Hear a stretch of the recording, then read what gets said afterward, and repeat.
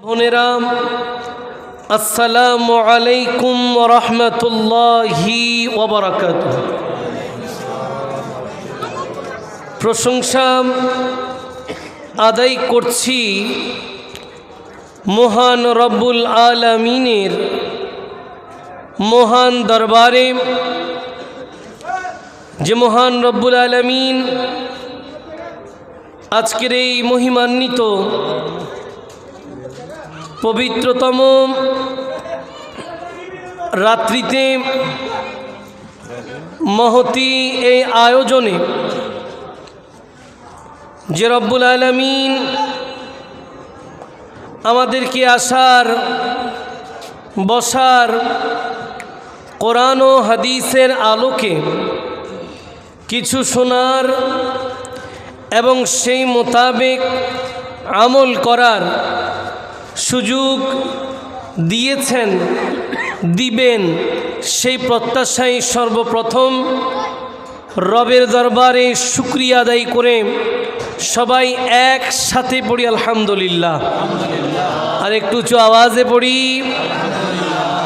লক্ষ কোটি দুরুদ আর সালাম জানাই তাজেদারে নবুয়ত, শামএ রিসালাত, মাআদানে হিদায়াত, নূরে মুজস্সম, নূরিল ওয়ারাম, শামসিদ দুহাম, বদরিদ দুজাম, সদরিল উলাম, নূরিল হুদাম, কাহফিল ওয়ারাম, আকা মুহাম্মদুর রাসূলুল্লাহ সাল্লাল্লাহু তাআলা আলাইহি ওয়াসাল্লামের নূরানি কুদুমে আকদাসে অসংখ্যবার দুরুদ আর সালাম পেশ করছি এবং সেই সাথে মহান রব্বুল আলামিনের দরবারে আরও একটিবার শুকরিয়া আদায় করতে চাই যে রব্বুল আলামিন এমন প্রিয় নবী রহমাতুল্লিল আলামিনের উম্মত বানিয়ে জগতে আমাদের ধন্য করলেন। এই জন্য আরও একটিবার শুকরিয়া আদায় করে পড়ি আলহামদুলিল্লাহ। সেই সাথে অবনত মস্তকে স্মরণ করতে চাই সেই জাতকে, যেই জাতের সাথে এই মাসের সম্পর্ক, অর্থাৎ জুমাদা সানি শরীফের সম্পর্ক, যার ব্যাপারে এলান হয়েছে আফজালুন নাস বাদাল আম্বিয়া। পৃথিবীর জমিনে যত নবী রাসূল আগমন করেছেন, এই ক্যাটাগরির পরে যত মানুষ আছেন, সকল মানুষের মাঝে যিনি শ্রেষ্ঠ, ইসলামের প্রথম খলিফা, আল্লাহরও বন্ধু, নবীরও বন্ধু, হজরত আবু বকর সিদ্দিক রাদিয়াল্লাহু তাআলা আনহুকে স্মরণ করে আপনারা যারা দূর দূরান্ত থেকে আজকের এই নূরানি ইরফানি রুহানি মাহফিলে ইতিমধ্যে এসে আমাদের সাথে সম্পৃক্ত হয়েছেন, যারা এসেছেন, যারা আসবেন, আল্লাহ পাক সকলের উপস্থিতি কবুল আর মঞ্জুর করে কঠিন কিয়ামতের ময়দানে আজকের উপস্থিতির বিনিময়ে সবাইকে নবীজির সুপারিশ নসিব করে দিক। সবাই বলি আমিন। আর একটু উঁচু আওয়াজে বলি সবাই কেমন আছেন? মাহফিল সমাপ্তির প্রহরে, অর্থাৎ আমার যদি খুব বেশি ভুল না হয় তাহলে আজকের এই মাহফিলের আমি হয়তো শেষ বক্তা। সেই হিসেবে আপনাদের তো আর কোনো চিন্তার কোনো কারণ, কোনো অসুবিধা আছে, কোনো তাড়া আছে? কোনো চিন্তা নাই। ইনশাআল্লাহ নির্ধারিত একটা সময়, সংক্ষিপ্ত সময়, এই সময়টার মধ্যে আমরা মাহফিলের ইতি টানতে চাই। আপনারা সবাই শেষ পর্যন্ত আছেন তো? আসুন আজকের এই মাহফিলকে আর একটু প্রাণবন্ত করার জন্য আমার চিরাচরিত নিয়ম, আলোচনা শুরুর আগে রহমাতুল্লিল আলামিনের দরবারে একটু নাতে রসুলের হাদিয়া দিয়েই আলোচনা শুরু করি। আজকেও তার ভিন্ন হবে না। আমি আশা করছি আমার সাথে আপনাদেরও পড়তে ভালো লাগবে। যারা পারেন তারা আগে থেকে পড়বেন, আর যারা নতুন শুনলেন তারা শুনে শুনে পড়ার চেষ্টা করবেন। আলটিমেটলি আমাদের সবার গন্তব্য মদিনা শরীফ। কি বলেন, ঠিক কিনা? সবাই যেতে চাই কোথায়? মক্কায়। তো আমরা এমনিতেও যাব, মক্কায় এমনিতেও যাব। মক্কায় যাওয়ার জন্য একটু মদিনা শরীফ যদি ওসিলা হয়, আমার মনে হয় এতে আল্লাহ খুশি হবে। আল্লাহ আপনার হাবিবের দরবারে যেতে চাই, যাকে আপনি কোরআনে সাহেবে বুরহান বলেছেন, যাকে আপনি নিজে আপনার দলিল বলেছেন, ওই নবীর দরবারে যেতে চাই। সাথে আপনার সেই কাবা ঘরেও আমরা যেতে চাই। এই জন্য একটা আরজির দরকার আছে না? এই জন্য নাতে রসুল লিখলেন, একজন উর্দু লেখক বড় সুন্দর লিখলেন, বুলালো ফির মুঝে শাহে बहारो बर मदीने में बुला लो फिर मुझे ए शाहे बहारो बर मैं फिर रोता हुआ आवो तेरे दर पर मदीने में बुला लो फिर मुझे ए शाहे बहारो बर मैं बुला लो फिर मुझे ए शाहे बहारो बर मदीने जाने वालों जाओ जाओ फी अमानिल्लाह कभी तो अपना भी लगी जाएगा बिस्तर मदीने में बुला लो फिर मुझे ए शाहे बहारो बर সবাই একসাথে মদিনে মে বলতে কষ্ট হবে, একটু একসাথে বলেন তো, মদিনে মে বুলা লো ফির মুঝে এ শাহে बहारो बर न दौलत दे न सरवत दे मुझे बस ये सादत दे। सुबहानाल्लाह बोलें। या रसूल अल्लाह, আমাদের দৌলত দরকার নাই, আমাদের সম্পদের দরকার নাই, এতটুক সৌভাগ্য দেন যেন আপনার কদমে গিয়ে সালাম দিতে পারি। না দৌলত দে ना सरवत दे मुझे बस ये सादत दे तेरे कदमों में मर जाऊं तेरे कदमों में मर जाऊं मैं रो रो कर मदीने में बुला लो फिर मुझे ए शाहे बहारो बर मदीने में बुला लो फिर मुझे ए शाहे बहारो बर मदीने में मैं फिर रोता हुआ आऊं तेरे दर पर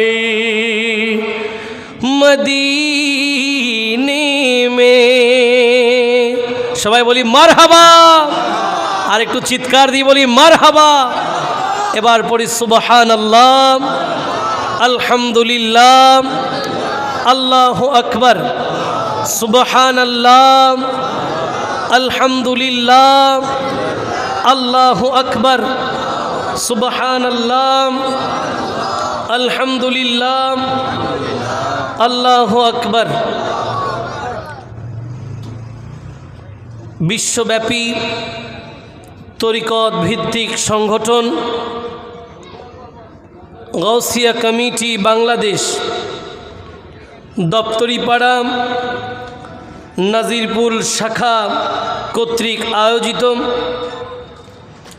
আজিমুশান পবিত্র ঈদে মিলাদুন নবী সাল্লাল্লাহু আলাইহি ওয়াসাল্লাম ও ফাতিহায়ে ইয়াজদাহুম উপলক্ষে আয়োজিত আজিমুশান নুরানি মাহফিলের সম্মানিত সভাপতি, আজকের এই মহতি মাহফিলের সাহেবে সদর, আমার অত্যন্ত প্রিয় ভাই, আমার খুবই আপনজন, গাউসিয়া কমিটি বাংলাদেশ দপ্তরিপাড়া নাজিরপুর শাখার সম্মানিত সভাপতি জনাব মোহাম্মদ আশরাফ উদ্দিন লিপু ভাই, আজকের এই মাহফিলে সঞ্চালনায় সহযোগিতা করছেন গাউসিয়া কমিটি বাংলাদেশ দপ্তরিপাড়া নাজিরপুর শাখার সম্মানিত সাধারণ সম্পাদক প্রিয় ভাই মোহাম্মদ আব্দুল মালিক আসলাম সাহেব।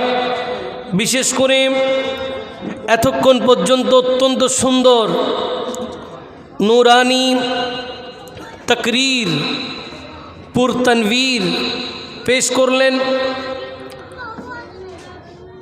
তারুণ্যের অহংকার, তরুণ ইসলামী চিন্তাবিদ, ঐতিহ্যবাহী কুমিল্লা গোপালনগর জামে মসজিদের সম্মানিত খতিবে মুকররম হজরতুল আল্লামা জনাব মাওলানা মোহাম্মদ আবু বকর জিহাদি আল কাদরি সাহেব কিবলা মুদ্দাজিল্লুল আলী, আমাদের সাথে গোটা মঞ্চ জুড়েই রথী আর মহারথী যারা গাউসিয়া কমিটি বাংলাদেশের খেদমতে আছেন। আমি সবাইকে এভাবেই বলি, এরা সবাই আমার পীর ভাই, এর চেয়ে আর বড় পরিচয় হতে পারে না। যারা মঞ্চে আছেন, যারা আমার সামনে ডানে এবং বিশেষ করে পর্দার আড়ালে যারা যেখান থেকে শুনছেন, সকলের দৃষ্টি আকর্ষণ করে আরও একটিবার সালাম দিতে চাই। আসসালামু আলাইকুম ওয়া রাহমাতুল্লাহি ওয়া বারাকাতুহু। মাহফিল দুইটা বিষয়কে কেন্দ্র করে, একটি ঈদে মিলাদুন নবী, একটি ফাতিহায়ে ইয়াজদাহুম, একটি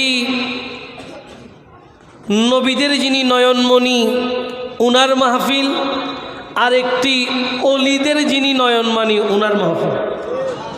এই জন্য আমরা বলি আসসালামাই নূরে চশমে আম্বিয়া, আসসালাম এ বাদে শাহে। আমরা গাউসিয়া শরীফ যখন পড়ি, কাসিদায়ে গাউসে পাকের মধ্যে এগুলো প্রথম লাইনেই। আসুন মাহফিলের আলোচ্য সূচির দিকে যেতে চাই। যেহেতু শীতের রাত, মাহফিলে বসে থাকাটাও বড় কোরবানি, ঠিক কিনা? এখানে বসে আছেন, এটা অনেক বড় কোরবানি, কারণ অনেকে কম্বল ছাড়তে পারে নাই, অনেকে কম্বল ছাড়তে, অথচ এই দপ্তরিপাড়া নাজিরপুর ইউনিট গাউসিয়া কমিটি বাংলাদেশ প্রতিদিন মাহফিল করে না। তাদের জন্য বছরব্যাপী একটা মাহফিল। আজকের এই মাহফিলে না আসলে 364 দিনে তো আর মাহফিল হবে। আমি বলবো যাদের সুযোগ আছে, অন্তত 1 থেকে 1 ঘন্টা 30 মিনিটের জন্য যদি কম্বলটা একটু ছেড়ে আজকের এই রহমতের প্যান্ডেলে আসা যায়, তাহলে এটা ঈমানের সাথে বলছি, আপনার জন্য এটা নাজাতের ওসিলা হবে। কারণ যেখানে কোরআনের কথা হয়, যেখানে হাদিসের কথা হয়, ওই জায়গায় গজব হবে না, রহমত হবে নিশ্চিত। কি বলেন, ঠিক কিনা? এমনিতেই যেখানে আল্লাহর জিকির হয়, নবীর দুরুদ হয়, ওই জায়গাটাকে ফেরেশতারা ঢেকে রাখেন, আর তারা গোটা প্যান্ডেল জুড়ে আল্লাহর দরবারে ওই বান্দাদের জন্য রহমতের দোয়া করেন। আমরা ভাগ্যবান যারা ইতিমধ্যে আসতে পেরেছি, যারা এখনও আমাদের সাথে আসে নাই, আল্লাহ পাক সবাইকে আসার তৌফিক দিক, সবাই বলি। এবার আসেন ভাইয়েরা, আমাকে একটা আলোচ্য বিষয় দিয়েছেন। আলোচ্য সূচি হচ্ছে সকল নবীগণ নিষ্পাপ, এক। দ্বিতীয় নাম্বার, প্রিয় নবীর দ্বীন প্রচার পদ্ধতি, দুই। তিন নম্বরে নবীজির মুজিজা সমূহের বর্তমান সময়ে আধুনিক বিজ্ঞানে সত্যতা প্রমাণ। আমি যারা এই বিষয় দিয়েছেন তাদের কদমে হাত রেখে বলি, তিনটা সাবজেক্টের জন্য যদি তিনটা মাহফিল দিতেন সুবিধা হইত। তিনটা সাবজেক্টের জন্য তিনটা মাহফিল, তাহলে মোটামুটি আমরা আশেপাশে যেতে পারতাম। কিন্তু সময় যেহেতু কম, লেখা একটু বেশি। যারা ক্লাস 1-এ পড়ে এদের প্রত্যেকটা সাবজেক্টের পরীক্ষা কত নম্বরে হয়? কত? 100। তারা মনে হয় পরীক্ষা নাও পারলাম না, বুঝছো? কত নাম্বার? 100। যারা এসএসসি পরীক্ষা দেন ওরাও প্রত্যেক সাবজেক্টে কত নম্বরে পরীক্ষা দেয়? দুইজনের লেখা কি এক না? যিনি ক্লাস 1 সে কোনো মতো 1 থেকে যদি 10 পর্যন্ত লিখে দেয় 10-এ 10, ঠিক না? আর সেই 10 নম্বর এসএসসি ক্যান্ডিডেট পরীক্ষার হল থেকে 10 নম্বর বের করে আনতে অন্তত 20টা মিনিট লেখার পরে তাও চিন্তা করে কোনো কম হয়েছে কিনা। আমার কথা কি অবাস্তব? না, আমি বাস্তবতার সাথে মিলে কথা বলছি। তাহলে বোঝা গেল সময় কম, লেখা একটু। তবে আমাদের এখানে লেখার পরিবর্তন হবে, কথা একটু বেশি। কি হবে? তো কথা যেহেতু একটু বেশি হবে, মনোযোগও একটু কি বেশি হবে না? আমি কি আপনাদের মনোযোগ শেষ পর্যন্ত আশা করতে পারি? আমাকে আমার লিপু ভাই তিনি বলেছেন, মোটামুটি হুজুর যদি 12টা 30-এর মধ্যে সব শেষ করা যায় তাহলে ভালোই হয়। আমিও ওনার সাথে একমত। আপনারা রাজি আছেন? কোনো অসুবিধা তো নাই? তাহলে মিলাদ কিয়াম সহ যেহেতু 12টা 30 টাইম, আমরা মোটামুটি 12টা 5 পর্যন্ত কথা বললে অসুবিধা হবে? তাহলে আমাদের হাতে এখনো পর্যন্ত প্রায় 55 মিনিট আছে হাতে। কতক্ষণ? প্রায় 55 মিনিট। 50-55 আমাদের এটা সেক্রেটারি না? আচ্ছা, আমার ভাই বলতেছে 50-55। আমার টেনশন করার দরকার নাই, যেটা বলছি ওইটা মেনটেন করবো ইনশাল্লাহ। 12টা বলেন, আর 12টা কত? আসুন আলোচনা শুরু করি। 1 নম্বর সাবজেক্ট, সকল নবীগণ নিষ্পাপ। আমি তো মনে করি এই আলোচনা করাটা নিষ্প্রয়োজন। এই আলোচনা করা কি নিষ্প্রয়োজন? একজন ইমানদার কোনোদিন কোনো নবীদেরকে দোষী মনে করতে পারে না।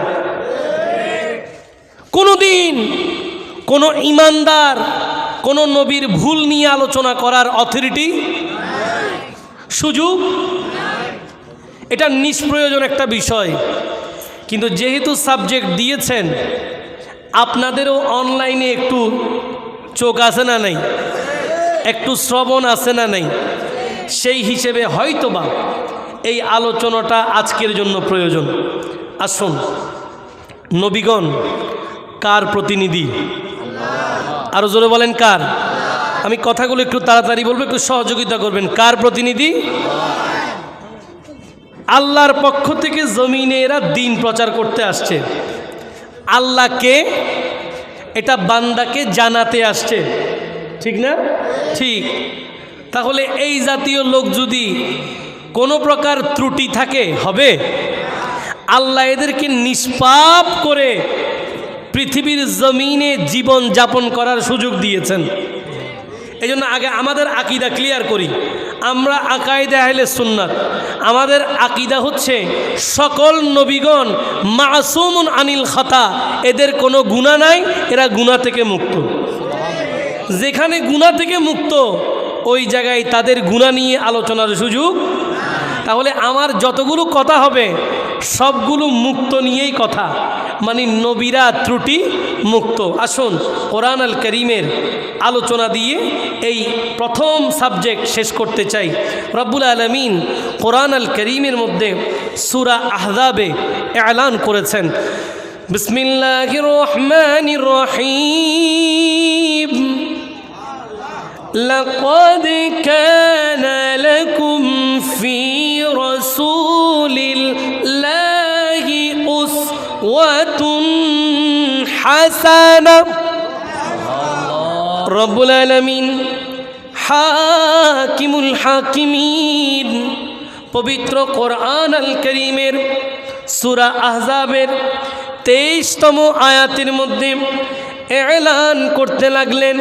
আল্লাহ বলেন, ওহে পৃথিবীর মানুষ, ও আমার বান্দারাম, আমার শ্রেষ্ঠ নবীর শ্রেষ্ঠ উম্মতেরাম, তোমাদের জন্য আমার নবীর জীবনীতে রয়েছে উত্তম আদর্শ। কে বলেছেন? আল্লাহ। কার মধ্যে উত্তম আদর্শ? নবীজির জীবনীর মধ্যে। তাহলে যদি ভুল থাকে, যদি ত্রুটি থাকে, সেটা কি কোনো দিন আদর্শ হবে? মনোযোগ, আদর্শ হবে? তাহলে 1 নাম্বার আয়াত আমরা বুঝে পাইলাম যে যারা আদর্শ হয় এদের ত্রুটি থাকে। আমাদের নবীকে আল্লাহ পাক গোটা জাতির জন্য বলেছেন উসওয়াতুন হাসানা।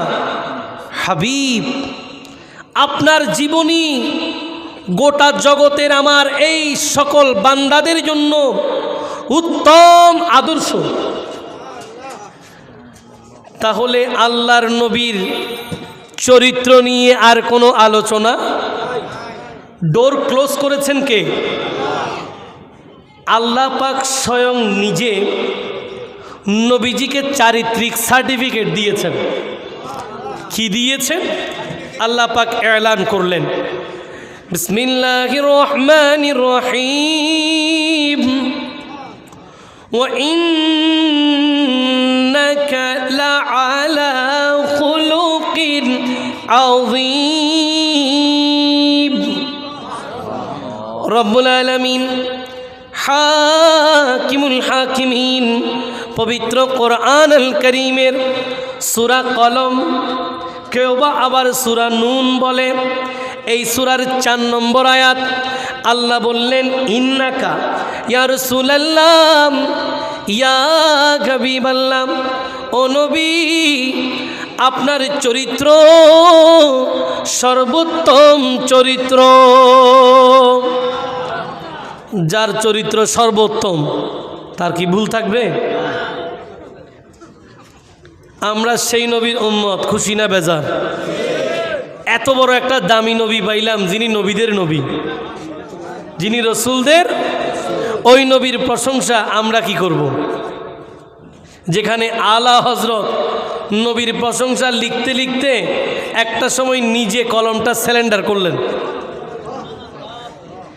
যার অসংখ্য কালাম আপনারা পড়েন, সে আলা হজরত লিখলেন, এরে জাং খুদে সাগিবে করে আগে মদ্দাগে হুজুর, तुझसे कब मुमकिन है फिर मिदहते रसूलुल्लाह की। সুবহানাল্লাহ পড়েন, কষ্ট হয়। আলা হযরত বললেন, এ রেজা, নিজেকে বলছেন, খুদ সাহেবে কোরআন কে মাদ্দা হে হুজুর, স্বয়ং আল্লাহ নিজেই তো কোরআনে নবীর প্রশংসাকারী। তুঝসে কব মুমকিন হে ফির মিদহাত রাসূলুল্লাহ কি, ওই নবীর শান ও আজমত তুমি আর কতটুকুই বা বর্ণনা করবা? সেই নবীর মিলাদুন নবীর মাহফিল যারা আসতে পেরেছেন তারা সৌভাগ্যবান। আল্লাহ সবাইকে কবুল করুক, সবাই বলি। আলোচনা করছিলাম সকল নবী নিষ্পাপ, যেটা কোরআন আল কারীমে অসংখ্য আয়াত আছে।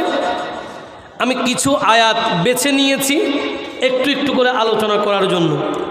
তাহলে প্রথম আয়াতে আল্লাহ পাক কনসেপ্ট ক্লিয়ার করে দিলেন গোটা জাতির জন্য। ও জাতি, ও আল্লাহর বান্দারা, তোমরা জেনে রাখো পৃথিবীর জমিনে যত চরিত্র আছে, যত জীবনী আছে, সব জীবনীর মধ্যে শ্রেষ্ঠ জীবনী হচ্ছে আমার নবীর জীবনী।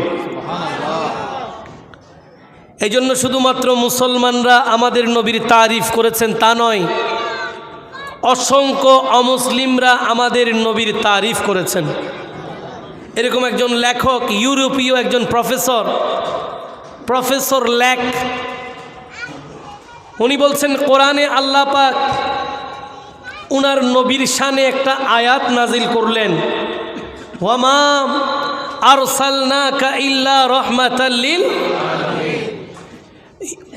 অমুসলিম সেই লেখক, গবেষক, প্রফেসর ল্যাক, তিনি বললেন এই আয়াতে তিনি তার বন্ধুকে দিন প্রচারের জন্য যাকে পাঠালেন তাকে গোটা জাতির জন্য রহমত করে পাঠালেন। এই নবী কেমন রহমত? যিনি মুসলমানদের জন্য রহমত, অমুসলিমদের জন্য রহমত। যিনি মানুষের জন্য রহমত, যিনি জিনের জন্য রহমত। যিনি পশু পাখির জন্য রহমত, গাছপালা পাহাড় পর্বতের জন্য। প্রফেসর লেক বললেন কোরআনের মধ্যে এই নবীর শান ও আজমত যেভাবে আল্লাহ উত্তমভাবে বর্ণনা দিয়েছেন, পৃথিবীর কারো পক্ষে এই নবীর শান এত উত্তমভাবে আর বর্ণনা করার সুযোগ নেই। তিনি বললেন এই নবী কেমন রহমত জানেন? আজকের আমেরিকা, আজকের ইউরোপ তাদের যুব সমাজকে, তাদের দেশের নাগরিকদেরকে মাদক থেকে মুক্ত করার জন্য কত চেষ্টা করতেছেন যেন সবাই মাদক থেকে দূরে থাকেন, মাদক আসক্তি যেন কারো মাঝে ছড়িয়ে না পড়ে। এই জন্য আমেরিকার সরকার ইউরোপের সেই দেশগুলোতে নানান প্রচেষ্টায় লিপ্ত থাকেন, কোটি কোটি টাকা বাজেট করেন। প্রফেসর লেক বলতেছেন কিন্তু মুসলমানদের এই নবী শুধুমাত্র তার একটু মধুর বাণী দিয়ে তার গোটা জাতিকে মাদক থেকে মুক্তি দিয়েছেন। এই জন্য যারা সত্যিকারের আশেকে রসুল, এরা কোনোদিন মাদক আসক্ত হবে। আজকের যুব সমাজদের জন্য এটা মেসেজ, কোনোভাবেই নেশার সাথে সম্পর্ক রাখা যাবে। নবী এমন রহমত, এই জন্য তো আমরা বলি রহমতি ওয়ালা আয়া নবী হ্যাঁ, রহমতি ওয়ালা আয়া নবী হ্যাঁ, ধूम मची है बोलो ना धूम मची है रहमत वाला आया नबी है, रहमत वाला आया नबी है। हाँ धूम मची है, सलातुनिया সালামুনিয়া। তাহলে প্রথম একটা আয়াতের মাধ্যমে আমরা জেনে গেলাম যার আদর্শ গোটা জাতির জন্য অনুপম আদর্শ, তার জীবনে ছিটে ফোটার অপবিত্রতা থাকতে পারে না। এবার দ্বিতীয় আয়াত রব্বুল আলামিন এলান করলেন, বিসমিল্লাহির রহমানির রহিম, মান ইউতিইর রাসূল ফাকাদ আতা আল্লাহ। রব্বুল আলামিন হাকিমুল হাকিমিন পবিত্র কোরআন আল কারীমের সূরা নিসার 80 নম্বর আয়াতের মধ্যে এলান করতে লাগলেন, আল্লাহ বলেন মাইয়ুতির রাসূল, যারা আমার রসুলকে আনুগত্য করবে, যারা আমার নবীর এতাআত মেনে নেবে, ফাকাদ আতা আল্লাহ, তাহলে নবীকে মানার মাধ্যমে আল্লাহকে মানা হয়ে যাবে। রব্বুল আলামিন বললেন মাইয়ুতির রাসূল, যারা রসুলের এতাআত করেছে, যারা রসুলের অনুগত হয়ে গেছে, তাহলে কষ্ট করে আর তাদের আল্লাহর অনুগত হওয়ার জন্য ভিন্ন কোনো পন্থা অবলম্বনের দরকার নাই। নবীকে মানার মাধ্যমে আল্লাহকে মানা হয়ে গেছে। সেই জন্য আমি শুরুতে যে কথাটা বললাম, মক্কা তো আমরা এমনিতেও যাব, তবে ওয়াসিলা হবে মদিনা। কথাটা এটার সাথে মিলে যায় যে আল্লাহ পাক বলছেন আমার হাবিবের সাথে সম্পর্ক ঠিক করে নাও, আমার সাথে এমনিতেই ঠিক হয়ে যাবে। এই আয়াতটা শানে মুস্তাফার আয়াত, তবে আমি এটা দিয়ে আজকের আলোচনায় একটা ভিন্ন বিষয় বোঝাচ্ছি। সেটা কি, যদি বাস্তবিক পক্ষে নবী রাসূলদের বিন্দু পরিমাণ ভুল থাকতো, তাহলে তাদেরকে মানার মাধ্যমে আল্লাহকে মানা হতো না। আমার কথাটা বুঝছেন? পেছনে বুঝছেন আমরা কি আলোচনা করতেছি? সকল নবী রাসূল কি নিষ্পাপ। তো আমি এই আয়াতটা দিয়ে রেফারেন্স দিলাম যে কোনো নবী রাসূলের মধ্যে যদি বিন্দু পরিমাণ একটা ছটাক, এক ফোঁটা এক জর্রা যদি ত্রুটি থাকে, কোনোদিন এই জাতকে মানার মাধ্যমে আল্লাহকে মানা হবে। কিন্তু আল্লাহ আয়াত নাজিল করে পৃথিবীবাসীকে জানান দিলেন মাইয়ুতির রাসূল ফাকাত আতা আল্লাহ, রসুলকে মেনে নাও, আমাকে মানা হয়ে যাবে। তাহলে দুটো আয়াতের সামারি সময় কম সংক্ষেপে বোঝানোর চেষ্টা। সেটা কি? সেটা হচ্ছে নবীগণ নিষ্পাপ। জোরে বলেন সুবহান। হ্যাঁ, আমরা আরও কিছু আয়াত নিয়ে কথা বলতে চাই। আপনাদের কষ্ট হয়? একটু কোরআনের মাধ্যমে জবাব দিলে কি অসুবিধা হবে? একটা সময় আমাদের অনেক ভাইয়েরা সমালোচনা করত, সুন্নি ওলামায়ে কেরাম নাকি ওয়াজের মধ্যে শুধু গল্প গুজবে কাটিয়ে দেয়। বলে কি না? আসলে কি এরকম? আপনি হিসাব করেন আমি কয়টা আয়াত করি, আর রেফারেন্স দেব বুখারী শরীফ নিয়ে রাখছি। আল্লাহ কবুল করুক সবাই বলি। একটু ভালোবাসার নজরে দেখলে সব ঠিক। দৃষ্টিভঙ্গি পাল্টান, জীবন বদলে যাবে। কি যাবে? এবার আসেন, একই কনটেক্সটে নবী রাসূল যে নিষ্পাপ, এই ব্যাপারে আরেকটা রেফারেন্স রব্বুল আলামিন এলান করলেন। বিসমিল্লাহির রহমানির রহিম, কুল ইন কুনতুম তুহিব্বুনাল্লাহা ফাত্তাবিউনি ইউহিব্বুকুমুল্লাহ। রব্বুল আলামিন হাকিমুল হাকিমিন পবিত্র কোরআন আল করিমের সূরা আলে ইমরানের 31তম আয়াতের মধ্যে এলান করতে লাগলেন। আল্লাহ বলেন কুল ইয়া রাসূলুল্লাহ, ইয়া হাবিবাল্লাহ, ও নবী আপনি বলুন, ইন কুনতুম তুহিব্বুনাল্লাহ, তারা যদি আল্লাহকে ভালোবাসতে চায়, ফাত্তাবিউনি, নবী আপনি বলেন তারা যেন আপনাকে অনুসরণ করে। যদি আল্লাহকে ভালোবাসতে চাই, অনুসরণ করবে কার? নবীর। কে বলেছেন? শিখালেন কে? রব্বুল আলামিন বলছেন, বান্দারে আমার ভালোবাসা চাও, আমার হাবিবের ইত্তেবা করো, অনুসরণ করো, বিনিময়ে ইউহিব্বুকুমুল্লাহ, আমি তোমাকে ভালোবাসবো। তাহলে কেউ যদি আল্লাহর ভালোবাসা চায়, তার তো আর কষ্টই করতে হইল না, সে কোনোভাবে নবীকে রাজি করতে পারলে আল্লাহর ভালোবাসা সে উল্টা পাবে।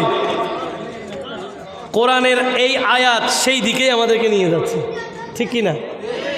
এই আয়াত আমাদেরকে সেই দিকে নিয়ে যায় যে কেউ যদি আল্লাহকে ভালোবাসতে চায়। এবার এই প্রশ্ন যদি আমি আপনাদেরকে করি যে আপনারা কারা কারা আল্লাহকে ভালোবাসতে চান একটু দেখি। আমার মনে হয় একটা হাতও বাকি থাকবে না। সবাই কাকে ভালোবাসতে চায়? আর একটু জোরে বলেন, কাকে? এই দাবি যখন এক, তাহলে আমাদের আল্লাহকে ভালোবাসতে চাইলে কি করতে হবে সেটা জানার দরকার আছে না নাই? আল্লাহ পাক নবীজিকে বলছেন ফাত্তাবিউনি, হাবিব আপনি বলেন তারা যেন আপনাকে অনুসরণ করে। কাকে? ভালোবাসা কার? আল্লাহর। অনুসরণ কার? যেমন নামাজ আল্লাহর, নামাজে সালাম নবীর। নামাজ কার? নাওয়াইতু আন উসাল্লিয়া লিল্লাহি, কার জন্য নামাজ? আল্লাহর জন্য। সেই নামাজের মধ্যে সালাম দিচ্ছেন কাকে? সুবহানাল্লাহ পড়বেন না? বলে একটু মাঝে মাঝে ভাববেন, ঈমান মজবুত হবে, সাকারাতের বিছানায় ঈমান টিকে যাবে।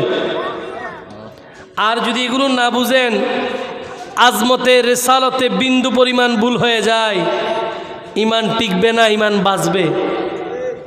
ঈমান টিকবে না, বেজে গেছে। বেজে গেলে ছুটানোর মতো লোক পাবেন না। কারণ যা অথরিটি আল্লাহ নবীকে দিয়েছেন এটা আর কাউকে দেন নাই।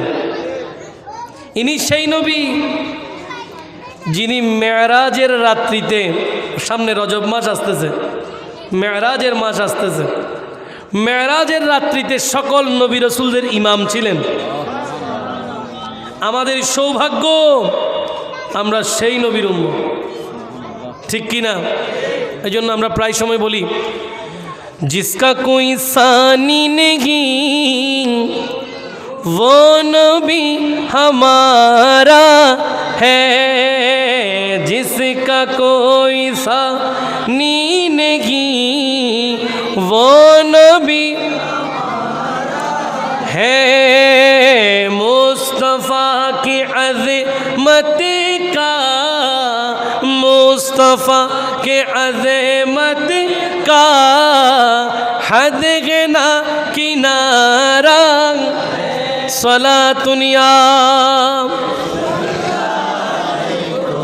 সালামুনিয়া।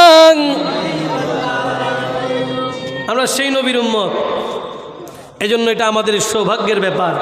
এজন্য নবীও বলেছেন, এই আমার উম্মতেরা, তোমাদের কিসের চিন্তা?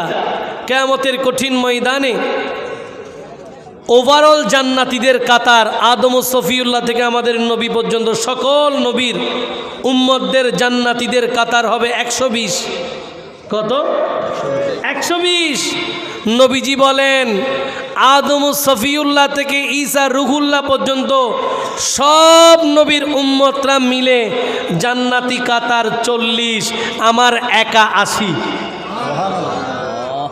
আল্লাহ যেন সেই কাতারে আমাদেরকে কবুল করে, সবাই বলি রব্বুল আলামিন বলছেন, হাবিব বলেন তারা যদি আল্লাহকে ভালোবাসতে চায়, আপনি নবীকে যেন অনুসরণ করে, বিনিময়ে আমি তাদেরকে ভালোবাসবো।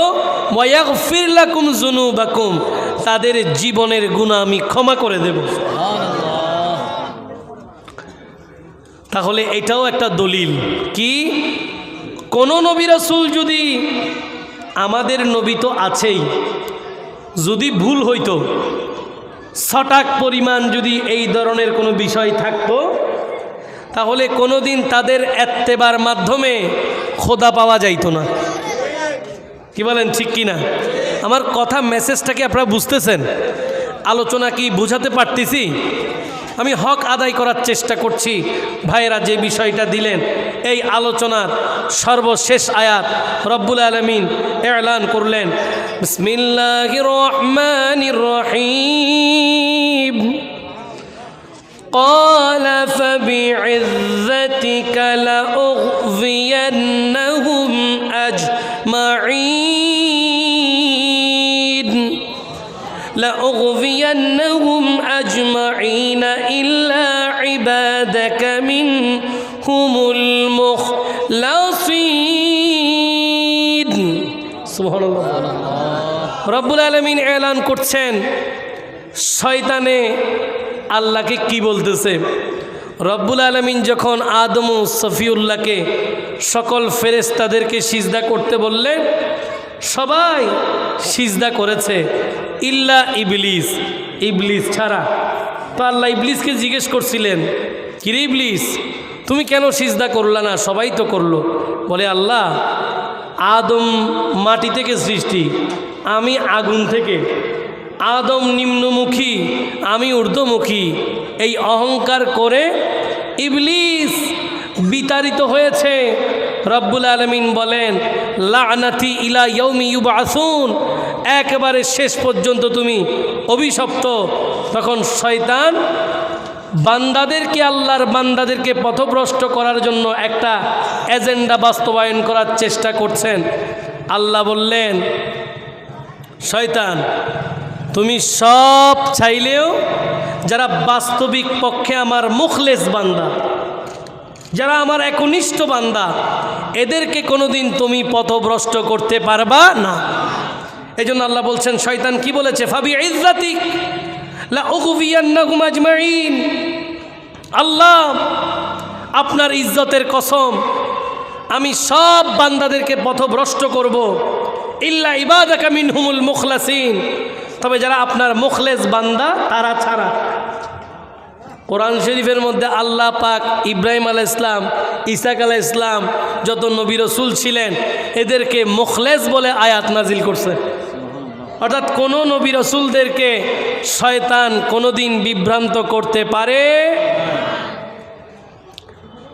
তাহলে আমাদের যেই আকীদা সেই আকীদা আমরা কোরআন থেকে পেয়েছি সেই আকীদা কি সকল নবীগণ নিষ্পাপ জোরে বলেন সুবহান এবার একটা সিদ্ধান্তে চলে আসব আমাদের মাযহাবের ইমামে আযম আবু হানিফা রহমতুল্লাহ আলাইহিল বারি উনি একটা সমাধান দিয়েছেন যে নবীদের নিষ্পাপ হওয়ার ব্যাপারে এই বক্তব্যটা এনেছেন ইমাম মোল্লা আলী কারি উনার কিতাব শারহে কিতাবুল ফিকহিল আকবর 99 থেকে 101 পৃষ্ঠা পর্যন্ত এই আলোচনা আনলেন ইমামে আযম বলেন ওয়াল আম্বিয়াউ আলাইহিমুস সালাতু ওয়াস সালাম কুল্লুহুম মুনাজ্জাহুন আনিস সাগাইরি ওয়াল কাবাইরি ওয়াল কুফরি ওয়াল কাবাইহ জোরে বলেন না সুবহান ইমাম আযম বলেন সকল নবী রাসূল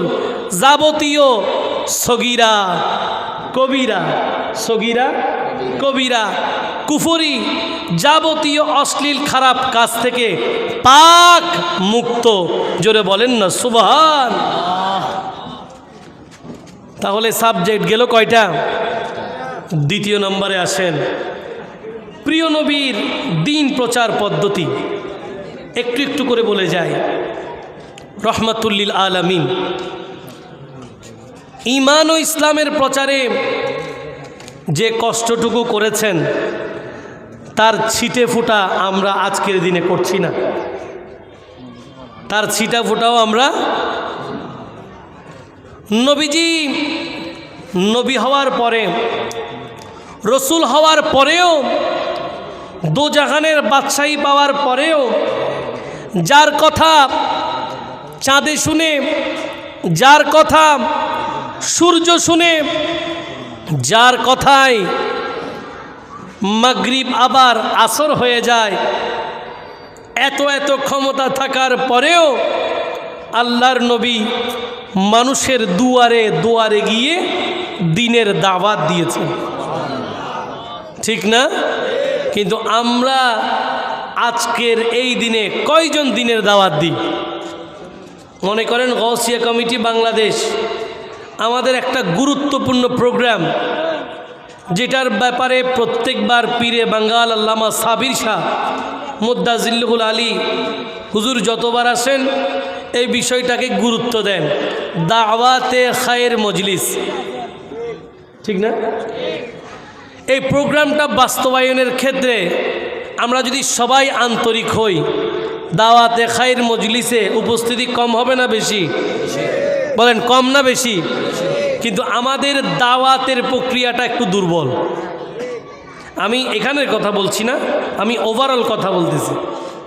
আবার এখানে নাজির ফুলের ভাইয়েরা রাগ করিয়েন না, আমি ওভারঅল বলব।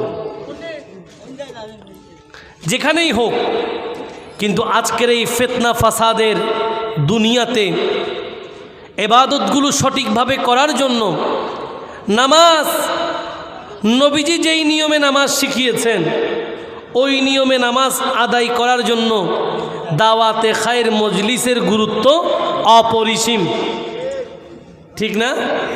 কিন্তু আমরা এই দিনের তবলিগগুলো করতে পারছি না। এই প্রচার প্রসারের জায়গায় আমরা দুর্বল। আমি আজকের এই আলোচনার মাধ্যমে গাউসিয়া কমিটি বাংলাদেশের সকল ভাইদেরকে এটা বলতে চাই যে যারাই দূর দূরান্তে যেখানেই আছেন, দাওয়াতে খায়ের মজলিসের দাওয়াত যদি পেয়ে যান, চেষ্টা করবেন উপস্থিত থাকার জন্য। শুধুমাত্র নিজে নয়, আরেকজনকে সাথে নিয়ে বসবেন।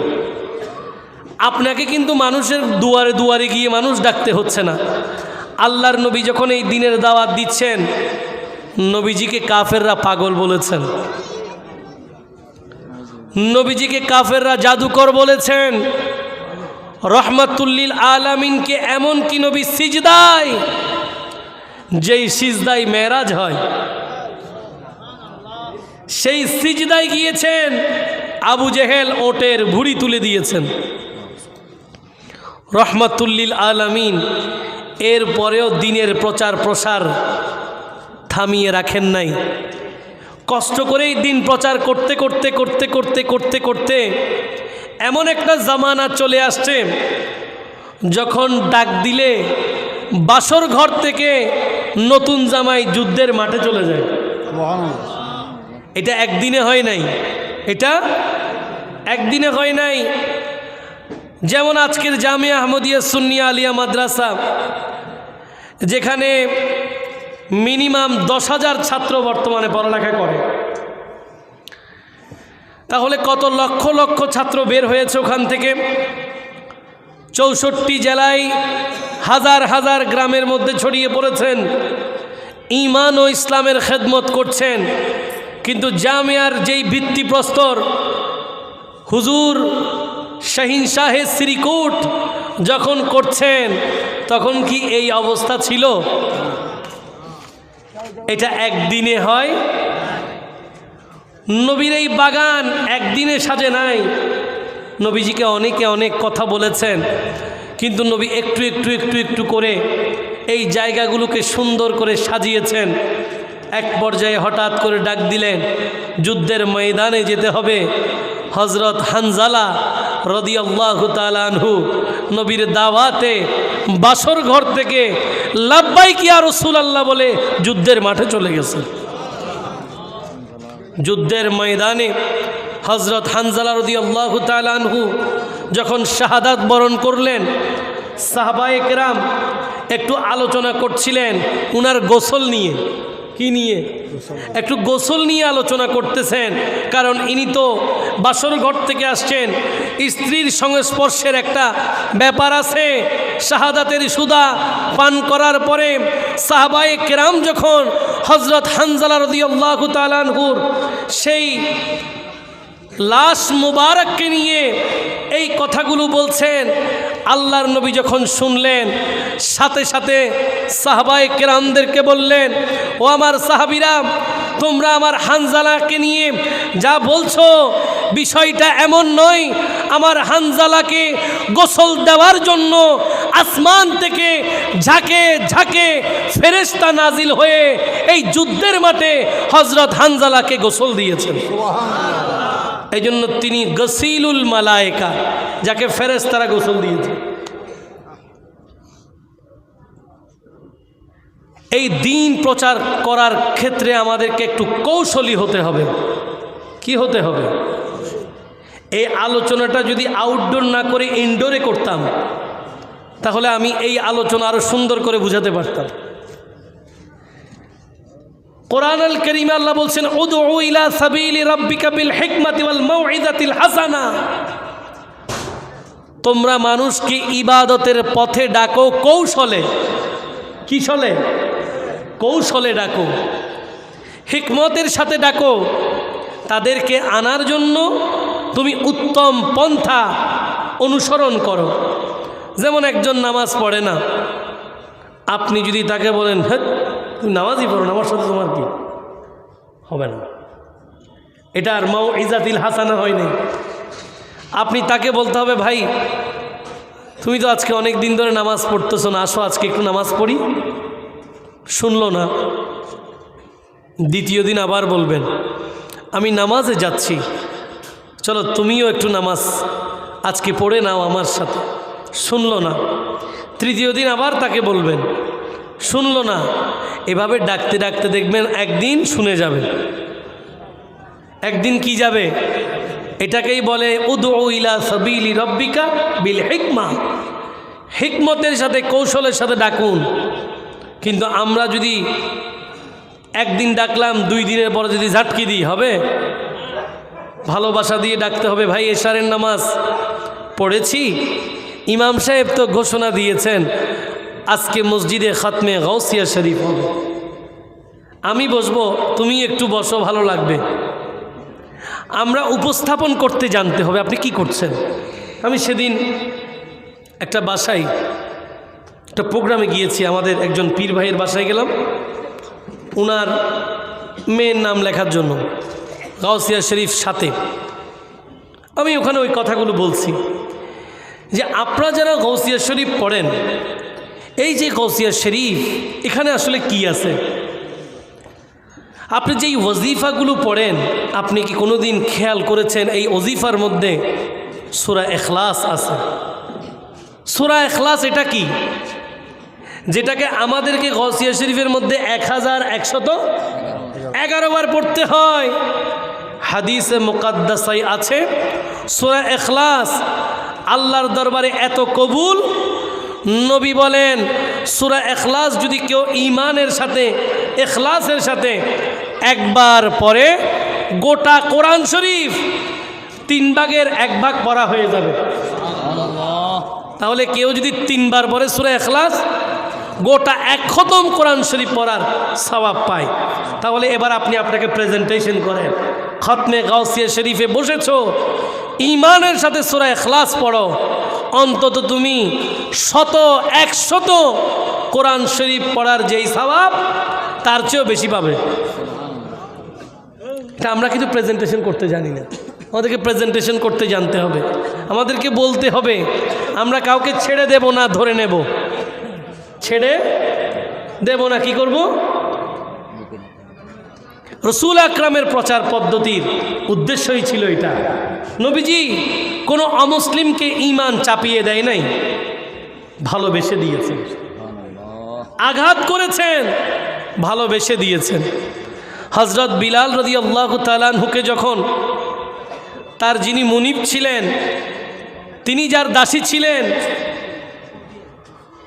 একেবারে তপ্ত মরুভূমির বালুকণায় শুইয়ে রেখে তাকে উদাল গায়ে, উলঙ্গ গায়ে সেই তপ্ত রোদের রৌদ্রদীপ্ত বালুকণায় শরীর ঝলসে চায়, সেরকম কঠিন বালুকণার মধ্যে শুইয়ে বিশাল পাহাড়ের একটা প্রস্তর খণ্ড হযরত বিলাল হাবশী রাদিয়াল্লাহু তাআলা আনহুর বুকের উপরে তুলে দিতেন।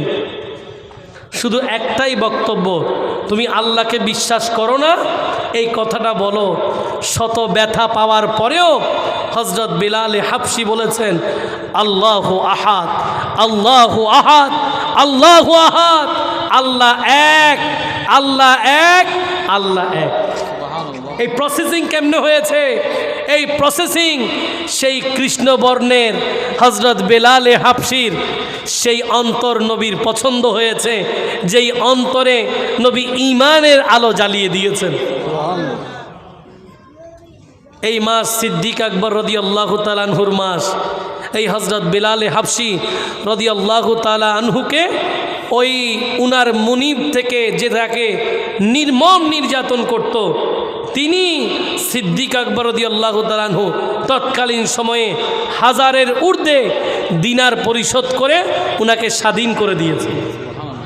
এটা এমনিতে হয় নাই, রসুল আকরামের কৌশল প্রচার পদ্ধতির মাধ্যমে আপনি ঈমানের প্রচার করবেন। আল্লাহ পাক প্রিয় নবীর এই প্রচার পদ্ধতি থেকে আমাদেরকেও আমাদের দৈনন্দিন জীবনে ঈমান ও ইসলামের প্রচার করার তৌফিক দান করুক। সবাই বলি এবার একটু মহব্বতে আল্লাহুম্মা সাল্লি মাওলানা মুহাম্মদ ওয়া আলা মাওলানা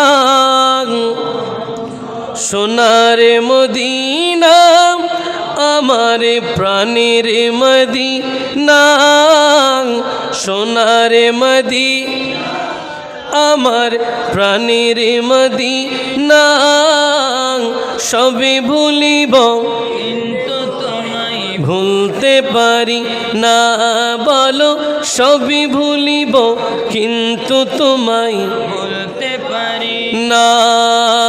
ভুলিনি ভুলব না বলতে পারি না, বলো ভুলিনি ভুলব না বলতে পারি না।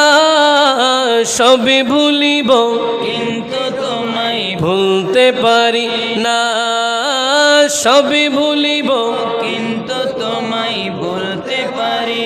জান্নাতের বাগানে নবী তোমায় বলেছেন, খাকে শিফার অধিকারী তোমায় করেছেন। জান্নাতের বাগানে নবী তোমায় বলেছেন, খাকে শিফার অধিকারী তোমায় করেছেন। আরে তোমারই বুকে প্রবাহিত, তোমারই বুকে প্রবাহিত নূরেরই ঝরে না, সবে ভুলিব কিন্তু তোমায় ভুলতে পারি না, সবে ভুলিব কিন্তু তোমায় বলতে পারি না। সোনার মদিনা আমার প্রাণের মদিনা সোনার মদিনা আমার প্রাণের মদিনা সবে ভুলিব কিন্তু তোমায় ভুলতে পারি। সালাতুন ইয়া সালামুন ইয়া। আসুন তিনটি বিষয়ের দুইটি শেষ, আলহামদুলিল্লাহ বলে 3 নম্বর সাবজেক্টে চলে আসছি, আমাদের সময়ও শেষ দিকে। 3য় নম্বর সাবজেক্ট নবীজির মুজিজা সমূহের বর্তমান সময়ে আধুনিক বিজ্ঞানে সত্যতা প্রমাণ। নবীজির অসংখ্য মুজিজা আছে যেগুলো অনেকগুলো বিজ্ঞান প্রমাণ করতে পারেই নেই, এখানে সত্যতা প্রমাণ করার সুযোগ, কারণ বিজ্ঞানী পারে নাই। কিভাবে এটাকে সমাধান করবেন? যেমন মেরাজে মুস্তাফা সাল্লাল্লাহু আলাইহি ওয়াসাল্লাম, সামনে রজব মাস, রজব মাসের 26 তারিখ দিবাগত রাত রব্বুল আলামিন আপন হাবিবকে দাওয়াত দিয়ে আরশের মেহমান বানিয়েছেন।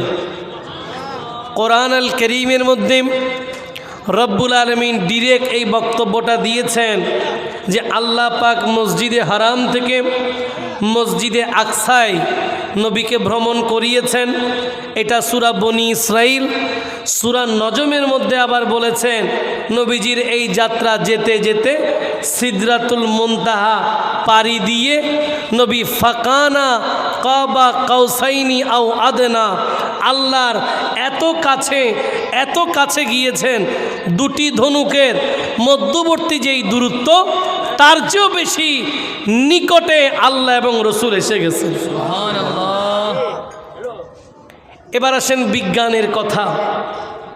মসজিদে হারাম কাবা ঘরকে বুঝাচ্ছে, কাকে? কাবা শরীফকে বুঝাচ্ছে।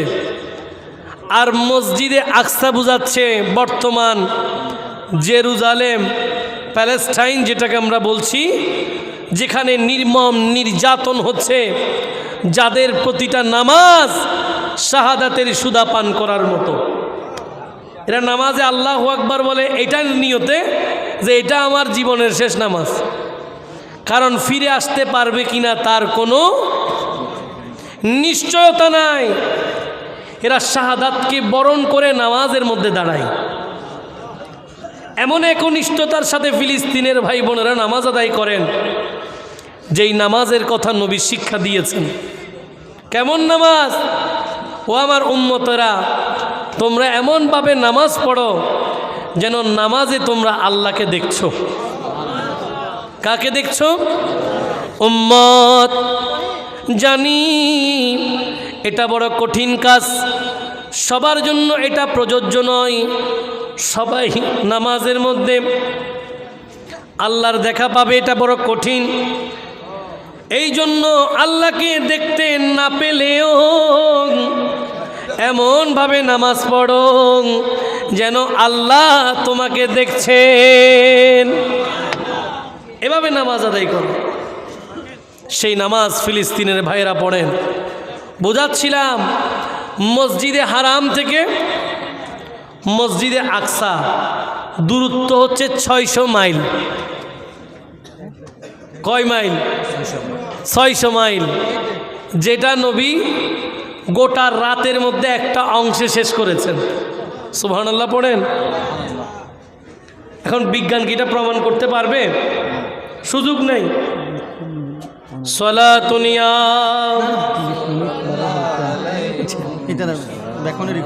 অসুবিধা নেই। আল্লাহুম্মা সাল্লি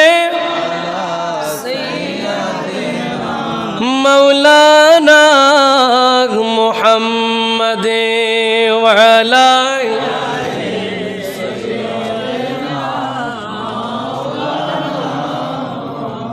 সভাপতি বলতেছেন আরেকটু ওয়াজ বাড়াই করতে। আপনাদেরকে অসুবিধা হবে? খুব বেশি কষ্ট হবে? একটু অনুরোধ করছে আর কি। সবসময় তো আর আসি না। আমি কি সবসময় আসি? আমাকে দেখে কি কোনো রাগ করলেন নাকি? আমি আসছি, খুশি আছেন তো? যাদের একান্ত সমস্যা চলে যাইতে পারবেন, ছুটি। টিচারে যদি স্টুডেন্টকে বলে ছুটি, আর কোনো টেনশন আছে? এবার যারা এক্সট্রা ক্লাসে বসতে চাও তারা বসো। কি বলেন, ঠিক কি না? যাদের অসুবিধা হয় তারা চলে যাবেন। আমরা একটু সময় বাড়াবো যেন আপনাদের কষ্ট না হয়। আমি বিশ্বাস করি আজকের এই আলোচনা আপনাদের জন্য নাজাতের ওসিলা হবে। একটু মহব্বতে আল্লাহুম্মা সাল্লি আলা সাইয়্যিদিনা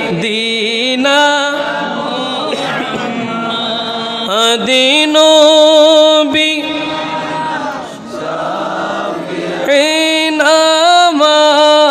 মাওলানা মুহাম্মদ বলো আল্লাহুম্মা সাল্লি আলা সাইয়্যিদিনা মুহাম্মাদিন নবিনা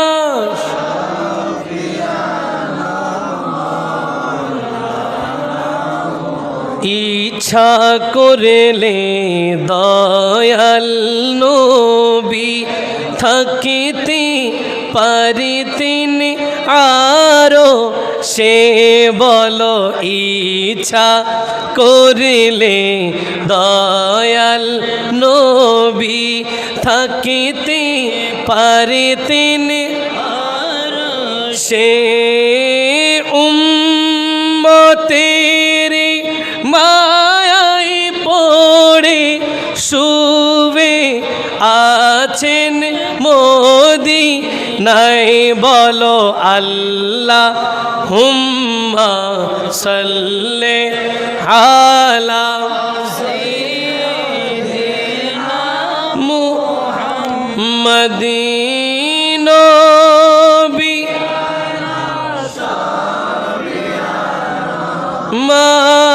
মাওলানা। একটু জোরে বলেন সুবহানাল্লাহ। মসজিদে হারাম থেকে মসজিদে আকসার দূরত্ব 600 মাইল। কত? যেখানে মাসের মতো যাত্রা করতে হয়, 1 মাসের মতো সফর করার পরে গন্তব্যস্থলে পৌঁছা যায়। রাতারাতি মসজিদে হারাম থেকে মসজিদে আকসা, তাও আবার মসজিদে আকসাই শেষ নয়, মসজিদে আকসা থেকে 1 2 3 4 করে 7 আসমান পাড়ি দিয়ে সিদরাতুল মুনতাহা, সিদরাতুল মুনতাহায়ও শেষ নয়, সিদরাতুল মুনতাহা পাড়ি দিয়ে আল্লাহর নবী, আমাদের নবী লামাকানে পৌঁছে গেছেন। বিজ্ঞান মসজিদে হারাম থেকে মসজিদে আকসা প্রমাণ করতে কষ্ট হয়ে গেছে। এটা তাদের পক্ষে একেবারে অসম্ভব, এটা ব্যাখ্যা করা অত্যন্ত কঠিন। কেন? কারণ ঘন্টায় আলোর যেই বেগ, তার চেয়েও বেশি দ্রুত গতিতে আল্লাহর নবী মসজিদে হারাম থেকে মসজিদে আকসায় পৌঁছেছেন। এবার আসেন, মসজিদে আকসা থেকে ঊর্ধ্বমুখী যাচ্ছেন। কোথায় যাচ্ছেন? উপরের দিকে যাবেন, প্রথম আসমান, দ্বিতীয় আসমান, তৃতীয় আসমান। এখন এখানে একটা বুঝার বিষয় আছে। এই যে বিজ্ঞানের কথা বললেন, বিজ্ঞানের বিষয় আসেন। বিজ্ঞান বলতেছে পৃথিবীর উপরে 52 মাইল, কয় মাইল? 52 মাইল পর্যন্ত হচ্ছে বায়ুমণ্ডলের স্তর। কত?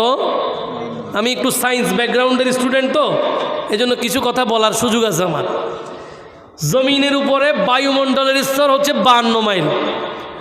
52 মাইলের পরে আর বায়ুমণ্ডলের কোনো স্তর নাই। ওখানে মানুষ আর অ্যাক্সেস করতে পারবে না। কেন? ওখানে সেখানে তখন আর হালকা গ্যাস আছে। কি আছে? হালকা গ্যাসীয় পদার্থ। যারা সায়েন্সে যে পিরিয়ডিক্যাল টেবল যেটা আছে, ওরা অনেকে ওখানে জানবেন, সায়েন্সের স্টুডেন্টরা বুঝবেন যে এরপরে আর কিছু নাই। ওই বায়ুমণ্ডলের পরে হালকা গ্যাস আছে, যেগুলোকে হিলিয়াম বলে, যেগুলোকে নিয়ন বলে, যেগুলোকে আর্গন বলে, এগুলো আছে। ওখানে মানুষের অ্যাক্সেস করার আর সুযোগ নাই। কেন? কারণ মানুষের বডির ইন্টারনাল এক্সটার্নাল একটা প্রেশার আছে, এটা ব্যালেন্স করা সম্ভব না। এটা ব্যালেন্স করা কি না? ইন্টারনাল এক্সটার্নাল যে প্রেশার, এটার উপরে গিয়ে ব্যালেন্স করা সম্ভব না। এই জন্য আজকের এই দিনে এসে যখন মানুষ চাঁদে যায়, কোথায় যায়? চাঁদে যাচ্ছে, পিছনে একটা কি আছে? কি আছে বলেন না? কি আছে? সিলিন্ডার। কিসের সিলিন্ডার? Oxygen cylinder. কেন?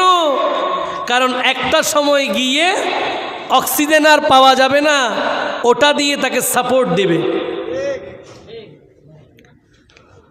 মানুষ যদি শুধুমাত্র চাঁদের গ্রহ গিয়ে যদি মানুষের এই অবস্থা হয়, যিনি লামাকানে গিয়েছেন,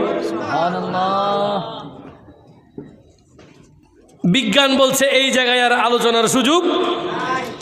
আজকের এই 20 শতাব্দীতে সায়েন্টিস্টরা এখনো পর্যন্ত হয়রান, কেমনে নবী মেরাজে গেছেন।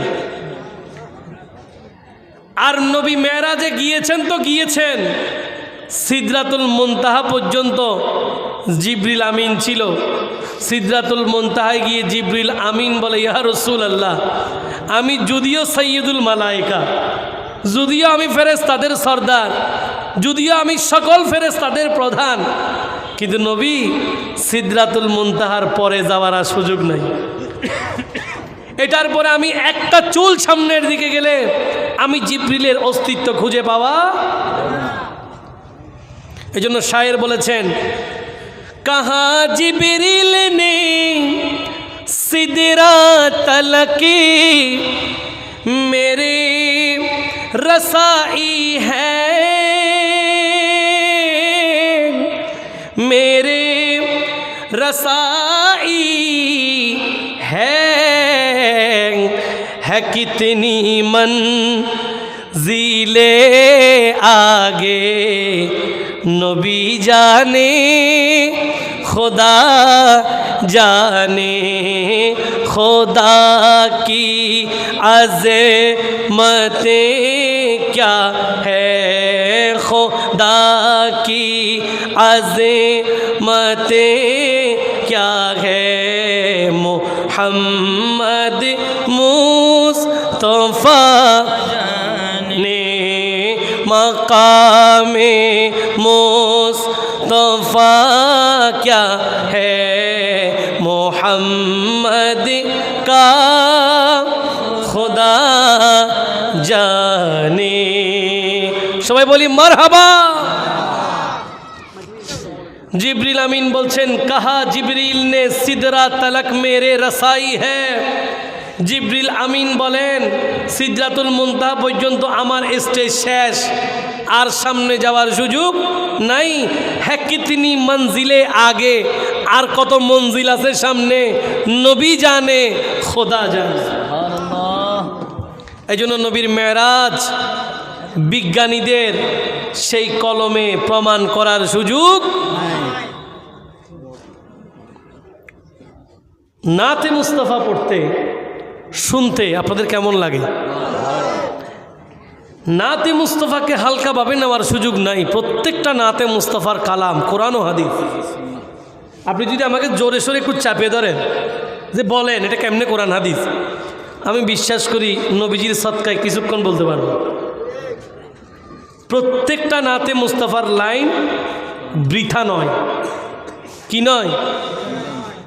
যেমন আমাদের সম্প্রতি একটা নাতে মুস্তাফা সবাই পড়তেছে, চট্টগ্রামের ভাষায় লিখছে, ওনাদের ব্যাকিং সিটিং কেন যে নাতে মুস্তাফা দিবি খন্ডিলি জিনিস হইনি লাওয়ারিষ্ণ গুনাগারল হাসরুর মডত রহমতর সাদরে যখন মুস্তফার আতত লাওয়ারিষ্ণ গুনাগারল হাসরুর মডত রহমতর সাদরে যখন মুস্তফার আতত হডে যাইব উম্মতে ওয়ালা উম্মত ফেলাই হডে যাইব উম্মতে ওয়ালা উম্মত ফেলাই খোল জাগানো মদিনাত রাখিয়াই তো সাই খোল জাগানো মদিনাত রাখিয়াই তো সাই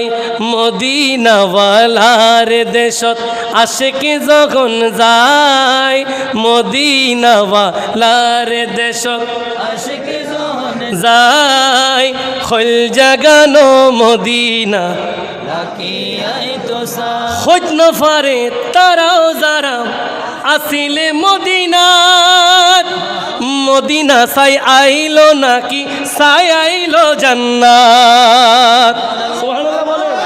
নারে তাকবীর, আল্লাহু আকবার, নারে রিসালাত, ইয়া রাসূলুল্লাহ, নারে গাউসিয়া, শাহিন শাহে মদিনা জিন্দাবাদ, গাউসিয়া কমিটি বাংলাদেশ খোঁজ নফারে তারাও যারা আসিলে মদিনাত মদিনা সাই আইলো নাকি সাই আইলো জান্নাত মদিনা সাই আইলো নাকি সাই আইলো জান্নাতে খোদার দুনিয়া তার সাইবার কিছু নাই খোদার দুনিয়া তার সাইবার কিছু নাই খোল জাগানো মদিনা রাখিয়াই তো সাই খোল জাগানো মদিনা রাখি আই তো।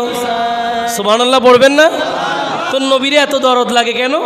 নূর সাজ্জাদ লিখলেন মায়া বেগিন ডালি দিয়ে বানাই আল্লাহ এদিনে মায়া আর নবীরে লাগে ইতাল্লাই। সুবহানাল্লাহ বলেন। মায়া বেগিন ডালি দিয়ে বানাই আল্লাহ এদিন মায়া আর নবীরে লাগে ইতাল্লাই এদিন মায়া আর নবীরে লাগে ইতাল্লাই। বলো এদিন মায়া আর নবীরে লাগে ইতাল্লাই। নবীরে দরদ লাগে কিনা? নবীকে মায়া লাগে কিনা? নবীজিকে মায়া লাগলে তো আর কোনো কথা দুনিয়া আখিরাত সব কবুল।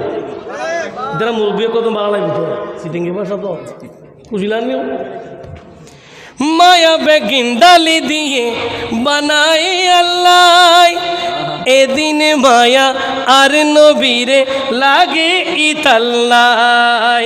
সুখ লাগিব আহমদ সাইবার মতো সাইবার লা চোখে লাগিব চোখে লাগিব চোখে লাগিব আহমদ সাইবার মতো সাইবার লাই খোল জাগানো মদিনা রাখিয়াই তো সাই খোল জাগানো মদিনা রাখিয়াই তো খোল জাগানো মদিনা রাখি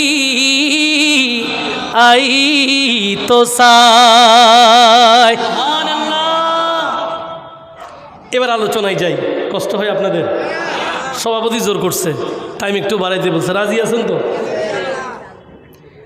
লাওয়ারিসনো গুনাগারল হাসরর মাডো, মানে গুনাগার এই উম্মতরা কিয়ামতের ময়দানে লাওয়ারিস না, এদেরও অভিভাবক আছে, এদেরও গার্ডিয়ান আছে আছে। এখন নূর সাজ্জাদ আমার ভাই, সে নবীর প্রেমে লিখে ফেলছেন, কিন্তু কথাটা কিন্তু এমনে লেখে নাই, এটার পেছনে রেফারেন্স আছে না? নাই, আছে। দেখেন আমার সামনে সহিহ বুখারী শরীফ, কেউ নোট করতে চাইলে নোট করতে পারবেন। কিতাবুত তাফসীর, হাদিস নম্বর 4476 নম্বর হাদিস। কেন গুনাহগাররা লাওয়ারিস নয়? কারণ কি? কারণ হচ্ছে এদের একজন কে আছে? অভিভাবক আছে। এবার হাদিস খেয়াল করেন, আমি জাস্ট যেহেতু অনেক রাত একটু লাইনগুলো বলে যাচ্ছি।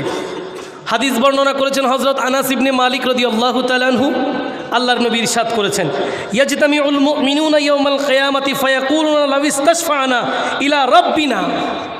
কিয়ামতের ময়দানে ঈমানদার সবাই একসাথে জমায়েত হয়ে যাবেন। এবার তারা বলা বলি করবেন, কিয়ামতের এত রৌদ্রের দীপ্ততা, এত কঠিন অবস্থা, সূর্য এত নিকটে আসবে, মানুষ অত্যন্ত কঠিন অবস্থায় আছে। তখন সবাই বলা বলি করবে, আজকের এই হাসরের কঠিন ময়দানে, আজকের এই কঠিন আযাবের দিনে আমাদের জন্য যদি আল্লাহর কাছে একজন সুপারিশকারী হইতো, একজন যদি বলার লোক থাকতো, আমাদের পক্ষ থেকে যদি একজন বলতো লাউ ইস্তাশফা'না ইলা রাব্বিনা, সহিহ বুখারী। এই হাদিসগুলোকে আপনি বাদ দিতে পারবেন না, তা অবাল্লুক করার সুযোগ নেই, সবাই মানতে হবে। একজন যদি আমাদের একজন সুপারিশকারী হয়, এই চিন্তায় সবাই মিলে কোথায় গেছে জানেন? সবাই আদম আলাইহিস সালামের কাছে গেছে। আদম আলাইহিস সালাম বলছেন, লাস্তু হুনাকুম, এই কাজের জন্য আজকে আমি প্রযোজ্য না। এবার তিনি বললেন, তোমরা নূহ আলাইহিস সালামের কাছে যাও। নূহ আলাইহিস সালাম বললেন, লাস্তু হুনাকুম, এই কাজের জন্য আমি প্রযোজ্য না। নূহ আলাইহিস সালাম বলে, ইব্রাহিম আলাইহিস সালামের কাছে যাও। ইব্রাহিম আলাইহিস সালামকে যখন বলছে, উনি বলে, আজকে সুপারিশের দায়িত্ব আমার না, এই কাজের জন্য আমি প্রযোজ্য না। ইব্রাহিম আলাইহিস সালাম বলে, মূসা আলাইহিস সালামের কাছে যাও। মূসা আলাইহিস সালামের কাছে গিয়ে বললে, তিনি বললেন, আজকে এই কাজ আমার না, আমি সুপারিশ করার জন্য আজকে প্রযোজ্য নয়। মূসা আলাইহিস সালাম বলেন, তোমরা ঈসা আলাইহিস সালামের কাছে যাও। ঈসা আলাইহিস সালাম বলছে, এই কাজের জন্য সুপারিশের জন্য আমি প্রযোজ্য নয়, তোমরা বরং একজনের কাছে যাও, এই লাওয়ারিসন গুনাহগারল হাসরর মাডত। উত্তর নেন বুখারী শরীফ থেকে। তখন কে বলতেছে? খুদ ঈসা আলাইহিস সালাম বলতেছে। কি বলতেছে দেখেন, ঈসা আলাইহিস সালাম বললেন, ইতু মুহাম্মাদা, তোমরা মুহাম্মদ সাল্লাল্লাহু আলাইহি ওয়াসাল্লামের কাছে যাও। কেন? আবদান গাফারাল্লাহু লাহু মা তাকাদ্দামা মিন যামবিহি ওয়া মা তাআখারা, ইনি এমন জাত যার আগে পরে আল্লাহ সকল ত্রুটি থেকে যাকে নিষ্পাপ করেছেন। নবী বলেন, যখন আমার কাছে আসবে তখন আমি তাদের সেই আবদার গ্রহণ করে আল্লাহর দরবারে সুপারিশের অনুমতি চাইব। অনুমতি যখন দিবে আমি আল্লাহর প্রশংসা করব। যেই মাত্র রাআইতু রব্বি, আমি আমার রবকে দেখব। রবকে দেখার সাথে সাথে নবী বলেন, আমি সিজদায় পড়ে যাব। এমন একটা লম্বা সিজদা দিলাম, ফায়াদাউনি মাশাআল্লাহ, যতক্ষণ আল্লাহ চাই নবী অতক্ষণ সিজদা থেকে মাথা তুলবে না। কেন? গুনাহগার উম্মতদের সুপারিশের জন্য। এরা তো লাওয়ারিস নয়, এদের ওয়ারিস আছে, এদের নবী এদের অভিভাবক। এই জন্য নবী বড় জিম্মাদারি নিয়ে সিজদা থেকে মাথা তুলে না। কি অবস্থা! এক পর্যায়ে সুম্মা ইউকালু ইরফা রাসাক ইয়া রাসূলুল্লাহ, ইয়া হাবিবাল্লাহ, আপনি সিজদা থেকে মাথা তুলুন। আর ও নবী, ওয়াসাল তুতা, আপনি চান আমি দেব। ওয়াকুল ইউসমা, আপনি বলেন আমি শুনব। ওয়াসফা তুসাফা, আপনি সুপারিশ করেন আমি সুপারিশ কবুল করব।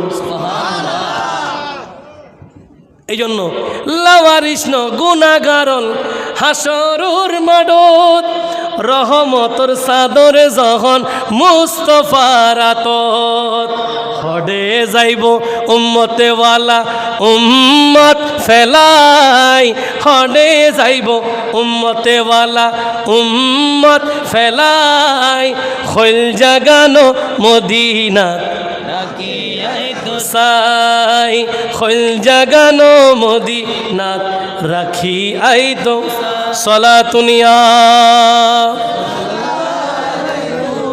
সালামুনিয়া।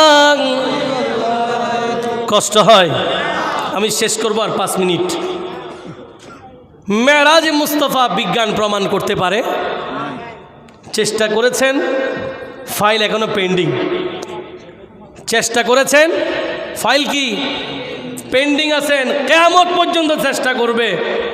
এটা প্রমাণ করা সম্ভব কেন? এটার উত্তর আল্লাহ দিয়েছেন সুবহান। কি বলেছেন? আল্লাহ বলেছেন সুবহান। আরে বান্দারা, মেরাজ কে করিয়েছেন? যিনি সব কিছু থেকে পবিত্র, যার জাত নিয়ে কোনো আলোচনা হবে না। এই জন্য আপনি মেরাজ নিয়ে কোনো প্রশ্ন করার সুযোগ। এই জন্য একজন উর্দু শায়ের বড় সুন্দর লিখেছেন, মেরাজ আসলে কি?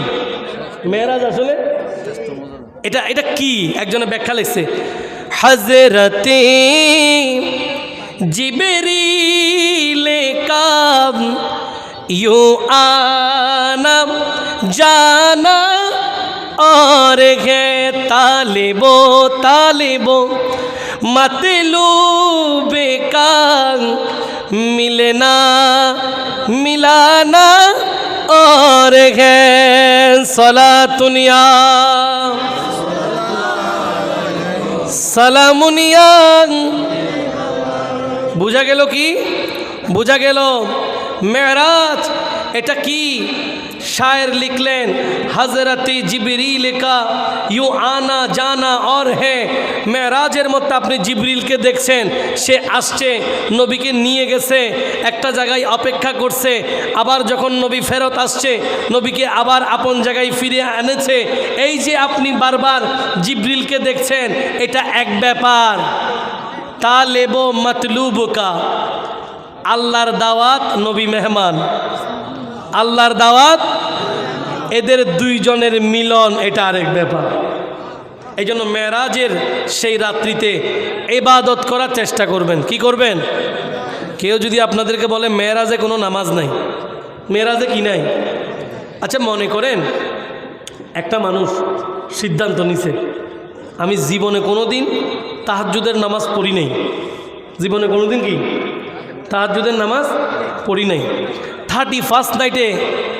আমাদের অনেক যুব সমাজরা ব্যান্ডশো পার্টি করে কি পার্টি আসতেছে না সামনে গাউসিয়া কমিটি বাংলাদেশের ভাইয়েরা এই জাতীয় কাজে থাকে না এই জাতীয় কাজে থাকে এদের এই জাতীয় কাজের সাথে বিন্দু পরিমাণ সম্পর্ক থাকতে পারে না পারবে না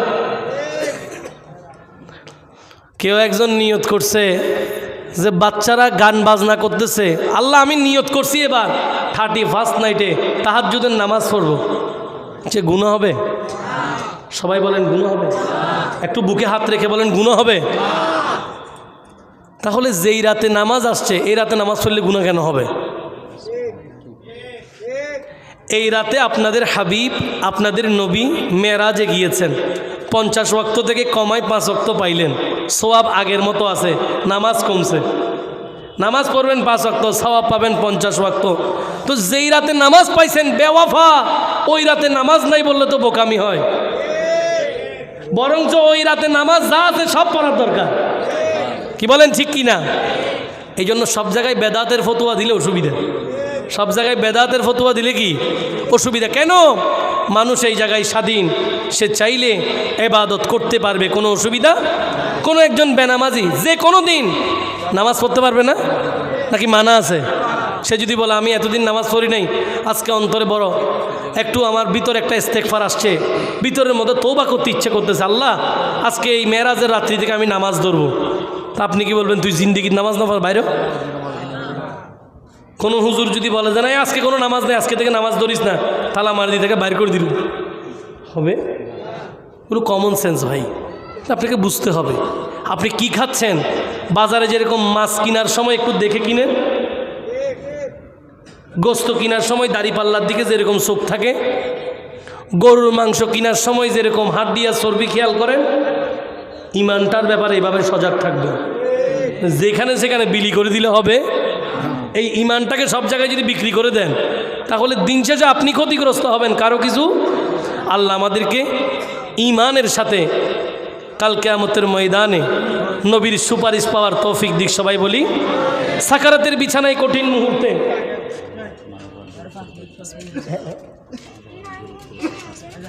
এগুলো এরা বিরক্ত হয়ে যাবে। যাক, আল্লাহ আমাদেরকে সাকরাতের বিছানায় যে কঠিন মুহূর্ত আছে, এই মুহূর্ত থেকে আমাদেরকে আমন আমান সালামতি দান করুক। যেন যে নবীর ভালোবাসায় জীবনটা সাজালাম, সাকরাতের বিছানায় ওই নবীকে দেখে দেখে কালেমা পড়ে পড়ে পৃথিবী থেকে বিদায় নেওয়ার তৌফিক দিক। সবাই বলি আমরা আশিকে রসুল, আমরা কোনোদিন মা বাবার অবাধ্য হতে পারবো?